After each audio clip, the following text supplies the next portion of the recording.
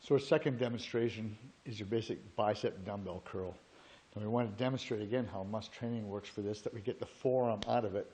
We use a loose grip. We put all the tension into the bicep and nothing in the shoulder, no rolling. And we show you at the very bottom how to manipulate the hand, how to elongate your bicep. So you no longer have this short and this big gapping in here, which can cause problems in the elbows, can cause you a problem in tendons. You want this bicep as far down into the elbow as you can possibly get it. And with muscle training, we'll show you how to do that with your hand grip. Okay, you'll notice at the bottom of the bicep curl, traditionally your hand would be this.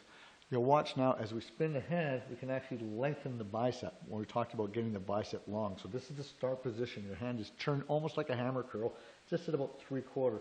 Now, you'll notice the grip, the thumb is just there for protection so the dumbbell doesn't roll out, but you're really only holding on with 3 fingers. You flex the bottom of the bicep right there, just a little flex. That means you're engaged. Now you've told the brain to engage the bicep and the bicep only. Now you make the bicep bend the elbow, so the elbow does not move until the bicep tells it to. So squeeze up and the bicep starts to move. Now the elbow starts to involuntarily bend and the weight comes up and you just sort of roll the weight in. And with a loose grip like this, you can really turn that top hand over. You can get a higher peak that way. With a traditional grip, it's hard to roll it over that far.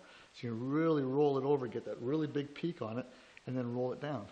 And as you come down, this is about where traditionally it would come. And now it's just that little tiny movement, and it elongates the bicep. It pulls it right down into the elbow. And again, your shoulders are back. You flex the bottom of the bicep. It just tenses up, and the bicep starts to pull. The bicep bends the elbow. The bicep does all the work. Loose all the way to the top, just holding on, and your pinky turns over.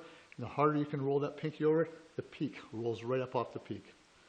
And again, letting the bicep move it away. Everything's nice and loose on my forearm still. And down to the bottom. And the bottom of the movement is just a turn, and it elongates the bicep.